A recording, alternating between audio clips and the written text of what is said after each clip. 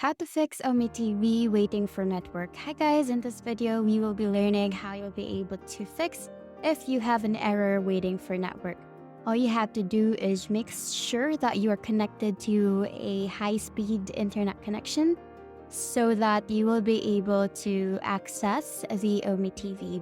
You can go to your settings and check with your network and internet connection. Make sure you double check on Wi-Fi that your connection is up and running and you are connected successfully. You can refresh your Wi-Fi, or you can also go to airplane mode for a few minutes and then sign or turn off airplane mode. And then once that is being done, you can go ahead and click on the refresh button.